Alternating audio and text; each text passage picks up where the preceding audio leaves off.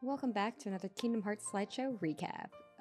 This time we recapped Chain of Memory, aka nobody's favorite game. Real question: has anybody played it? Like, leave a comment if you've played it before, because I have met 0 people who have played this game. But yeah, it's no one's favorite, but we gotta get through it. Kingdom Hearts Chain of Memory, a summary mostly from memory, yet again. So let's just go over the ground rules, aka just kind of general things to remember about the series, for those who forgot. Also for those who were not around for the last time and also have no idea what I'm talking about. Number 1, hearts are not actually like hearts that like pump blood hearts, you know? In Kingdom Hearts, hearts are basically souls, but like equally vital to the heart that pumps blood heart. But they're different. 2, light is good and dark is bad. It's metaphorical and physical. There's a realm of light, there's a realm of darkness, as we all know, per the end of Kingdom Hearts 1. Rule number 3, if you lose your heart, you become a Heartless, one of these guys, as we all know. But wait, there's more this time, believe it or not. So I have a query for you guys. You lose your soul. What becomes of the body? Well, Kingdom Hearts, the franchise, here's this question and has an answer that's equally stupid, okay? When you lose your heart, you become a Heartless. We all know this. However, your body, in that process, becomes one of these guys called, stupidly enough, a nobody. So you lose your heart becomes Heartless. It's kind of stupid. And your body becomes a nobody. I don't know. Spoiler alert, we technically won't know this by the end of this game, but like, I'm teeing you guys up for success, okay? Also, just another note, losing your heart, becoming a Heartless and a nobody is not the same thing as death, as we know, supposedly. Number 4, Keyblades still do lots of things, but their function is not really iterated upon this time, so it's not really important. Just know that Keyblades do stuff. Also, remember when we said that Kingdom Hearts centers their original characters first and foremost? Yeah, so you see less of these guys, and believe it or not, they're like less relevant than before. You guys basically will not be seeing these people. R.I.P. Final Fantasy. I would say that's pretty important for us to remember everything from Kingdom Hearts 1. And I do quite literally mean everything, because Chain of Memories picks up exactly where we left off last time. As a quick recap, once we defeat Ansem Seeker of Darkness, Kingdom Hearts 1 ends with Sora, Donald, and Goofy wandering aimlessly in this like green hill landscape area, and they're trying to find Riku and Mickey, who were last seen trapped in the realm of darkness. And this is quite literally exactly where we pick up. They're traveling the Green Hill biome area tech demo, I don't know. And while they're traveling, some rando in a black robe comes up to Sora and is like, answer me these riddles 3, tee-hee-hee, and kind of goads Sora into going to Castle Oblivion. And by the way, we are spending the whole game here. I wonder if the name has anything to do with the plot. And just so you know, Castle Oblivion looks like this. It is literally the most boring setting-wise. It is basically, for our purposes, blank ass rooms. White walls the whole time. So, and it kind of makes sense, because originally Chain of Memory was a Game Boy game, so technical limitations. Still visually boring though. We could all agree on that. Also, for anyone who's wondering, it originally looks like this, but Kingdom Hearts has this penchant for kind of like remastering games for newer, more updated hardware. And so that's where we get the graphics of like the cutscenes that I showed you like a little bit earlier when we were talking about how boring Castle Oblivion looks. And you know what? I do take back my little comment of it being boring as hell, because if we look in our upper left corner, that's kind of like the blank ass room, and they really downgraded it, I feel, in like the later remake, remaster, whatever you want to call it.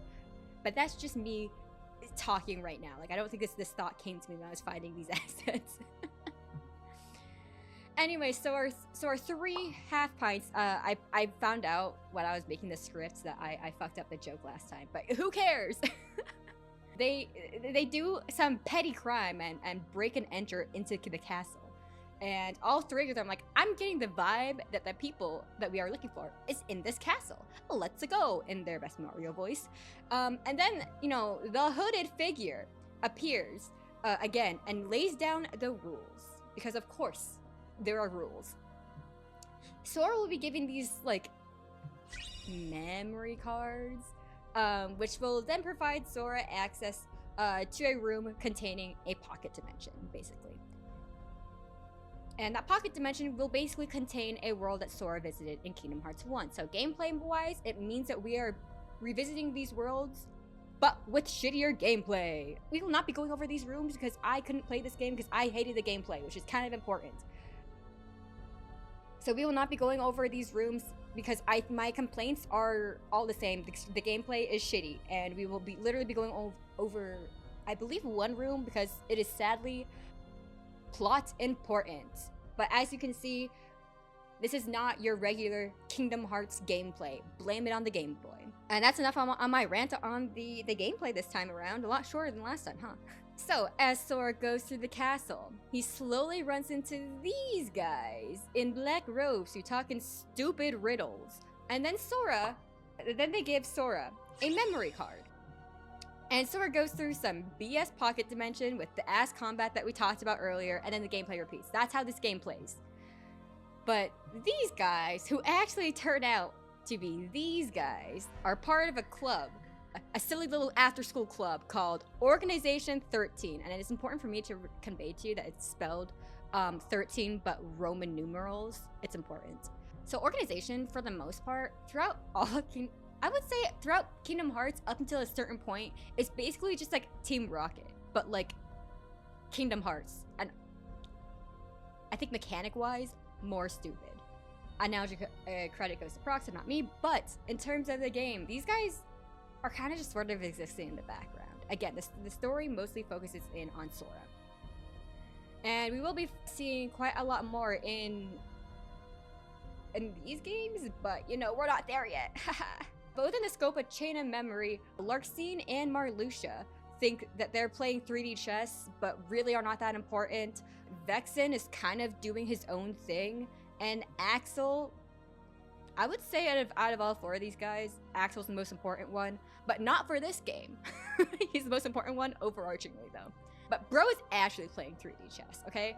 And he, sadly, I want to emphasize sadly, has a catchphrase. Got it memorized. Got it memorized. Got it memorized. Got it memorized. Got it memorized. Yeah, I hope you got it memorized, because if you don't, you most certainly will by the end of the next game recap. I sadly, I promise. So the gang starts to go through the castle, but they slowly start to lose their memories, starting with Hollow Bastion. Like, what even is that place, you know? And that eventually does spark a squabble among Sora, Donald, and Goofy. But Jiminy Cricket, a Pinocchio frame, who, by the way, has been here the whole time, bro is just like, guys, there's a simple way to solve this. Let's check the save logs, right? Because theoretically, this is picking up right after Kingdom Hearts 1. So they open up Jiminy's handy-dandy notebook, only to find, oh no, the save has been corrupted, which is weird because, like, okay. But Sora, Donald, and Goofy, at some point, they're like, wow, that's so weird, haha, the save is corrupted, the journal is corrupted, and then they just quit arguing. And they very much insist, they take the time to insist that they would never forget the people important to them. They don't need a silly journal, you know? They'll never forget. They will always remember because they have ironclad minds, okay? They have ironclad minds via the power of friendship. But then Sora starts to remember, you know, speaking of Sora's ironclad super pog memory, Sora starts to remember, you know, there's some girl that he used to be friends with back on Destiny Islands, but he really remember her name or what she looks like. So that's this girl's essence in Sora's mind. So in Sora's mind, it's just sort of like a fourth person from Destiny Islands that he's suddenly sort of just remembering, but only sorta, because he doesn't really know what this fourth person looks like, who she is, if she is a she. As he goes through the pocket dimensions, he starts to remember more about this fourth person, such as her name. It's Naminé, by the way, with the like little accent on the E. And she looks like this. And she's an artist, apparently. Look at her drawing her little group photo. So Sora fights Larxene and posts this Larxene fight. Larxene says like stupid riddles, like who cares? Like talk to me, like regular, okay? Oh yeah, so they fight. But then like Larxene, you know, she lets it, you know, drop that the organization has Naminé and she's apparently in danger. And now motivated with the need to save Naminé, Sora goes through a few more pocket dimensions and runs into Riku? Except Riku is Edgy Riku again? But Edgy Riku does the thing. Okay, but listen. Edgy Riku, he's kind of funny, okay? Right? Because he does the thing where you like run into an ex in public, right? Like make eye contact, realize who you're looking at, and then run away. And so now Sora, Donald, and Goofy are over here like, well, that's weird. I could have sworn that Riku, first of all, looked like this when we left him at the door to darkness and the realm of darkness. Speaking of which, how did he get out? We sealed that door real good, you know? So then Sora comes across Vexen, who gives him a memory card that takes him to a pocket dimension of a place called Twilight Town. I swear, he definitely went to Twilight Town. Because you see, remember this slide from the last slideshow? Sora just doesn't remember it because bro has super good memory, you know, as we all know. Inside the pocket dimension of Twilight Town, Sora meets with Vexen again in front of a mansion. But before Vexen can spill too many secrets, Got It Memorized Axel appears and says something along the lines. It was like really stupid. I think I copied it like almost word for word. It was something along the lines of, "Hey, yo, you know how we're all nobodies? Well, now you can be a nobody, but for real." And then he kills Vexen. Vexen is actually nobody now. It was stupid. And then they kind of just eat. But the second that Sora leaves the pocket dimension, Edgy Riku shows up and he's like, "You're a loser." And you know what? I mean, Naminé's number one. That's actually me. Go home. And then Sora's like, "No, you're a liar." And then Edgy Riku goes, "I'm not a liar. You're a liar." Then they're kind of just like, you know, pointing the finger at each other. So they fight. And this one sends bro spiraling into like existential dread. Actually, Riku isn't the only one spiraling now because enough time has passed and Sora's like, I really cares about Naminé, okay? And like absolutely needs to save her, you know? But Donna and Goofy are like, we literally only just heard about Naminé like 2 minutes ago. And also, like, you didn't know who she was for the past, like, I'm guessing, like, you know, days, weeks, however long Kingdom Hearts 1 was, you know? Like, I'm not super convinced that Naminé is super, how would one say this politely, real. You know? I think he might be getting scammed. You know, if you recall at the beginning of the game, even since the beginning of Kingdom Hearts, Sora's been all, Riku, Kairi, and also technically Mickey. Riku, Kairi, you know, that's been his mantra the whole time.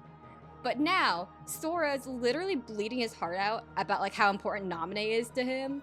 Like he's trying to gaslight us or some shit, okay? So Goofy and Donald are kind of just being, you know, reasonable. Like, you know, what if we just like slow down, you know? Remember Kairi? You know, remember Kairi? Maybe, perhaps, and also maybe Riku. Although technically, I guess they did find Riku. He's just weird and edgy. And then Sora has this hilarious "You don't know me, mom" moment and like runs away. And I'm actually gonna show you this cutscene because for the most part, Sora's like this happy-go-lucky kid, right? But now it just feels like he's just trying to have like edgy Riku energy, and that's so funny to me. There we go. It doesn't make sense. Maybe you should just slow down and think ahead about some of these things. Think ahead? What is the matter with you guys? Do you want me to abandon her? No, that's not it. Then do whatever you want. You can lay back and take a nap for all I care. I'm going to find Naminé. It gets me every time. I think it's the nap comments. It's so unnecessary. After that, Jiminy Cricket, as a reminder, bro has been here the whole time, and he's kind of like, hey, what if we chilled for a hot second, you know? And Sora, yet again, has either, I think depending on how highly you rank that last line read as, this one's also up there. Sora, that was no way to... Keep it to yourself. So, like, hello? You good, my guy? Like, bro's going through his angsty, edgy phase, and it is so funny to me. It's so funny to me because Sora has this, like, edgy, out-of-character, like, outbursts, but these do not make it into the out-of-context compilation. So I just need to show it off, you know? Okay, so bro canonically solos some pocket dimensions, and next thing you know, he comes face to face with none other than Naminé, the person that he's been searching for the whole time since Kingdom Hearts 1. Don't you guys remember? And Sora's like, Naminé, I finally found you. Remember me? I remembered you the whole time, the whole ass time. And Naminé's like, yeah, so you see, I'm not real, and also, remember Kairi? And Sora's like, who's Kairi? Like, I don't know what you're talking about.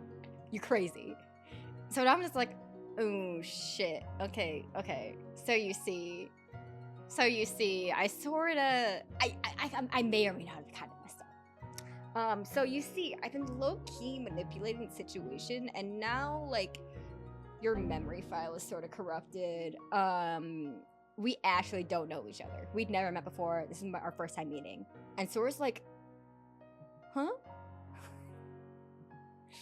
So, you know, Naminé's about to explain more about, you know, like how to fix the corrupted memory file. And then boom, guess who shows up? I give you one guess. Edgy Riku.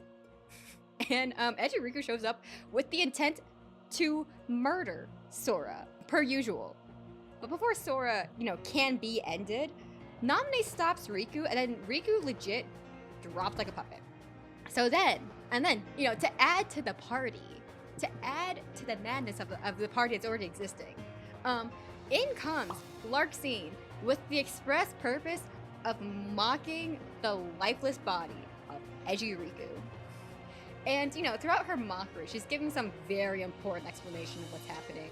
So, Edgy Riku, plot twist, guys, huge plot twist, is actually just a puppet, canonically called a replica. Bro has been injected with fake memories, and all this is kind of resulting from Vexen's experiments. This silly little plot point of convenience is crucial from this step forwards, okay? Puppets are real. Puppets can be injected with memories. This is very important, okay? But however, for now, we will be calling this puppet, we will be calling Edgy Puppet Replica Riku simply by the name of Repliku. He's Repliku now.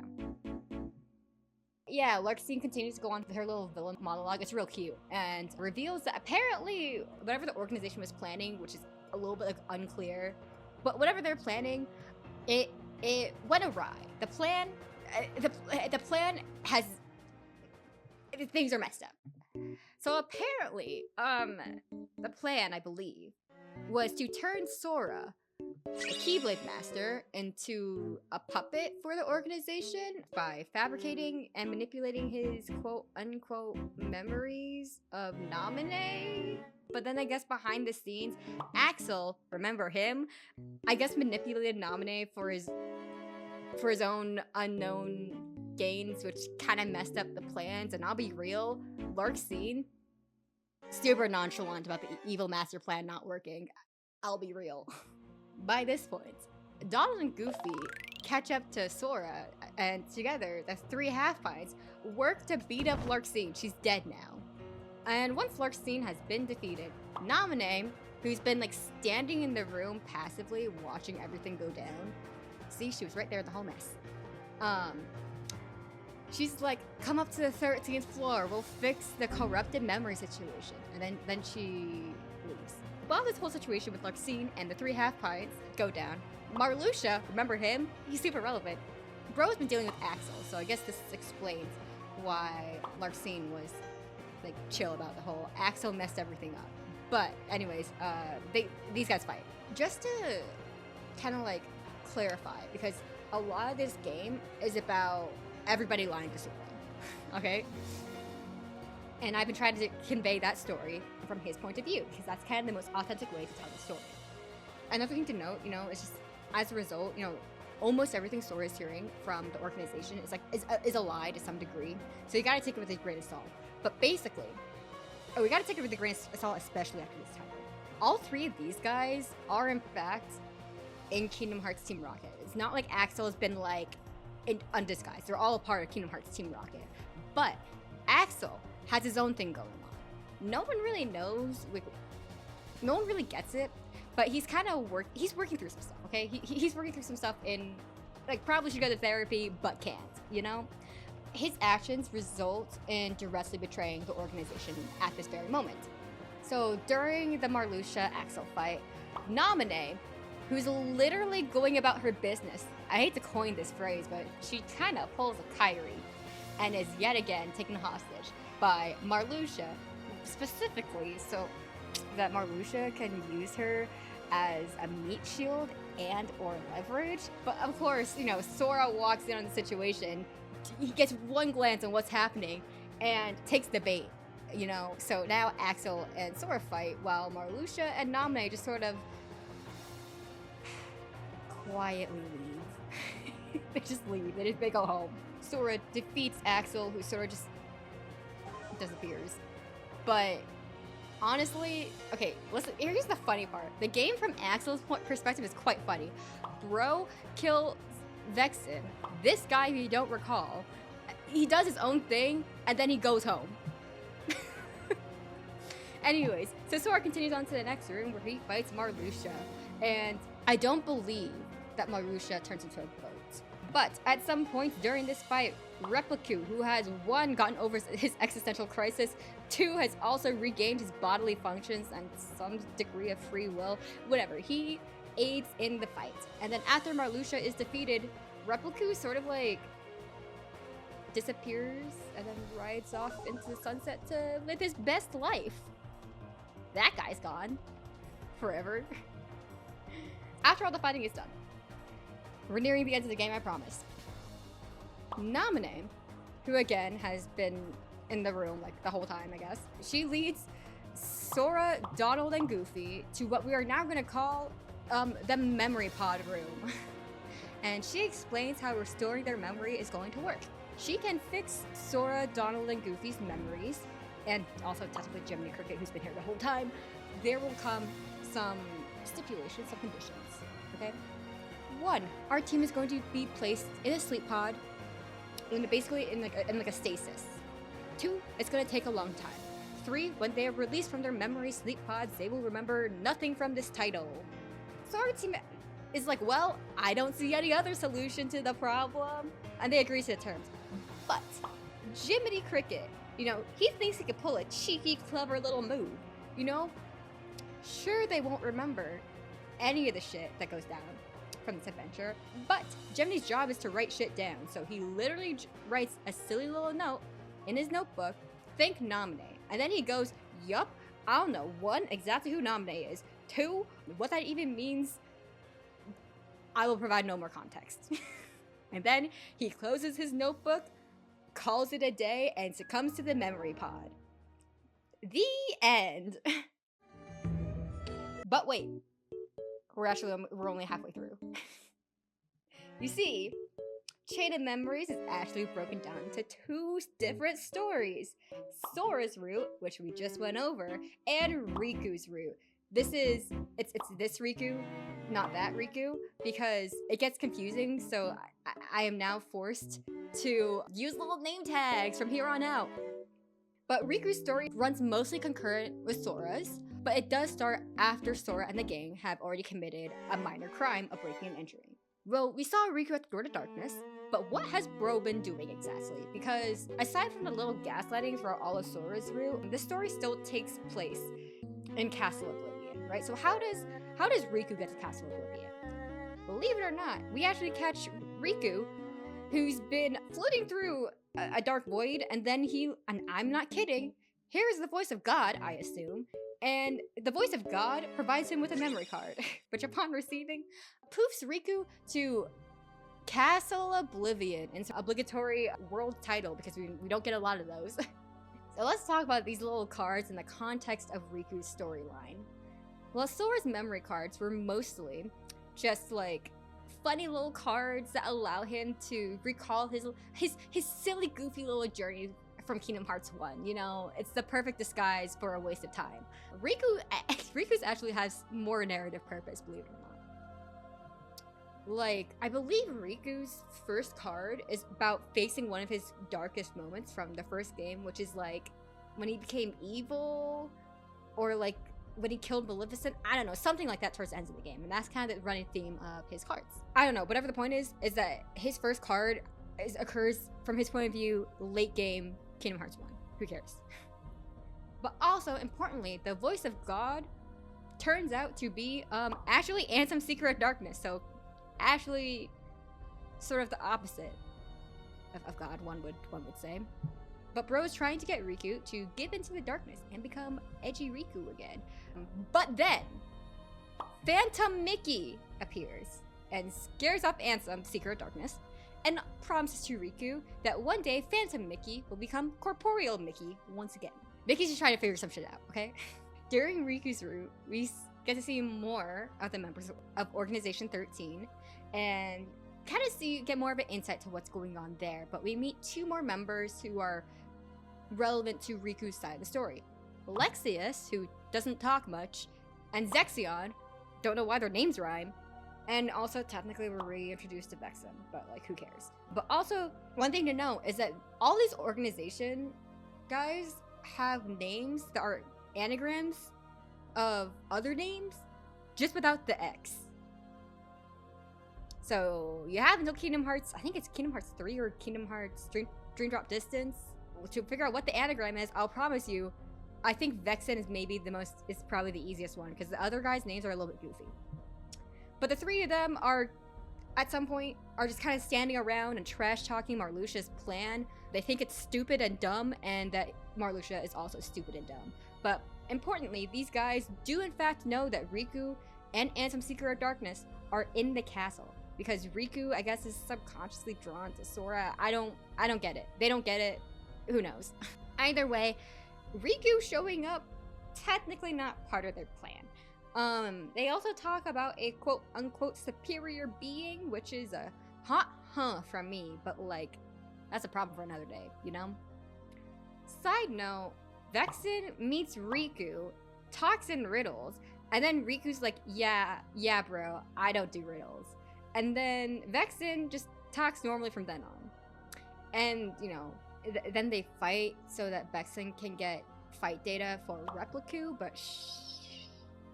but I just think it's really funny that, you know, Sora, throughout Sora's route, they're all talking to Sora in these stupid-ass riddles. Sora gets more and more irritated, tilted, whatever vocabulary word you choose to use. It's so funny. And I think it's really funny that Riku, when it's his turn to be told stupid-ass dumb riddles, tells this objectively slimy-looking guy to quit it, and then he does. I just think it's funny. So now at this point, we theoretically have two Rikus running around, right? Guess what happens next? Riku and Repliku actually meet, but Repliku knows that he is a replica and also firmly believes that he is superior to Riku. So, and I don't know, I guess like they fight or something, but Repliku meets up after said fight with Larxene, Marluxia, and Axel, and they make Repliku forget that he's a replica and makes him believe, you know, that they make him believe that he is Riku. And once Repliku knows what this plan is, because they're talking in front of him but not to him, you know, bro is pissed. He is pissed. I believe hold on, I have a quote down, but I think it is better if you guys hear it from the man, the myth, the legend himself. The real Riku is a wimp who's afraid of the dark. What do I want with the heart of a loser? Any object? Like, I just think it's so funny. What do I want with the heart of a loser? You know? Ladies, gents, non-gendered terms of equal respect level. I think if you date trash, because we all date trash at some point, we should be telling ourselves that at some point, you know? He's pissed, but his feelings don't really matter to the organization. They wipe his memories of being a replica, and he's off to meet Sora. So back with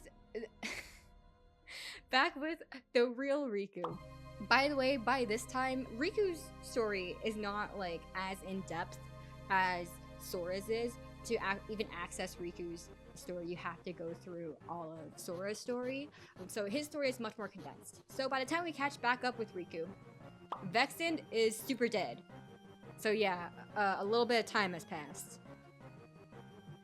But real Riku fights Lexius, and real Riku slightly gives into that darkness, but is yet again saved by Phantom Mickey, who then gives him the same promise as before that he's trying to become corporeal. He hasn't found the solution yet.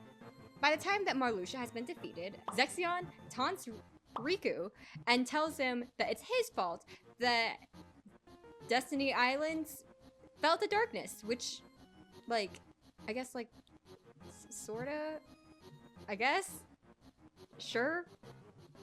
But while Riku is in his Destiny Islands memory card pocket dimension, Kairi, who's actually Naminé, appears to Riku and tells him to, quote, find the answer in the darkness or something. So I guess we're still not done with the stupid riddles. Like, what does that even mean? So Riku interprets that, and he says, you know, the only answer is to use the darkness to defeat this guy. And so he defeats Zexion and the power of illusion. And then Zexion is defeated but not eliminated yet, okay? So Zexion afterwards then technically gets like eliminated, like dead eliminated by Axel and Repliku, but like who cares? So now that Riku is no longer petrified of the darkness as before, and some Seeker of Darkness immediately after the Zexion fight tries to take over Riku's body like it's some horror, with the express goal of turning Riku into edgy Riku again. But then Mickey Mouse comes to the rescue again, except plot twist, it's corporeal Mickey. He's no longer a phantom. He's real this time. But for those who are wondering, Mickey, who is also floating through the void of darkness until a memory card appeared before him. That memory card whooshed him away to Riku's specific location at Castle Oblivion. So that's how Mickey got here. I don't really know what he meant by like, oh, I'm trying to find a way out, and then he kind of just like, the voice of God gave him a memory card kind of a thing. Like, I don't know how that's not like waiting for a solution to happen, and I don't know how that's not waiting for a solution to happen and not like finding a solution like yourself. It's like even telling Riku, but like okay. So then Mickey gives that card that he received, the card that Mickey received to whoosh to Riku's specific location, he gives that card to Riku, who then finds himself in the very iconic world from Kingdom Hearts 1, Twilight Town. Remember Twilight Town? Pocket Twilight Town, remember that place? In Pocket Twilight Town, Riku is confronted by Ansem, Seeker of Darkness yet again. But then Riku's like, yeah. So, I'm so sorry, but I have to call the BS here because the real Ansem, Seeker of Darkness just tried to take over my body again. And I really don't think that he would show his face to me after yet another embarrassing defeat by like a 14-year-old boy. So, supposedly fake Ansem, Seeker of Darkness, he does a little evil laugh, and then he says, haha, well, I mean, like, actually, you're right, though. And then he takes off his mask and his disguise and reveals himself to be a completely different dude named Diz. And by the way, that's not a typo. It's capital D, lowercase I, capital Z. Now, who is Diz? Put a pin in it because that shit's not important. That's just not important right now. You have like a few more games till it makes sense. And the thing is that all the times that, quote, Ansem, Seeker of Darkness appeared to Riku in this game, that was actually this guy, not this guy, except for when Ansem, Seeker of Darkness, like the real one, tried to take over Riku's body right after the Zexion fight, and Mickey appeared in his corporeal form. Like, that was the only time that Ansem, Seeker of Darkness was actually Ansem, Seeker of Darkness. Besides that one little incident, it's just been Diz very ironically committing identity fraud. Anyways, Riku, the real one, finds himself at the Twilight Town mansion, and then he meets Repliku.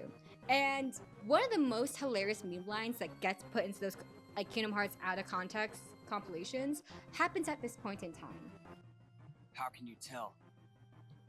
Because I'm you. No, I'm me. I'm me, he says.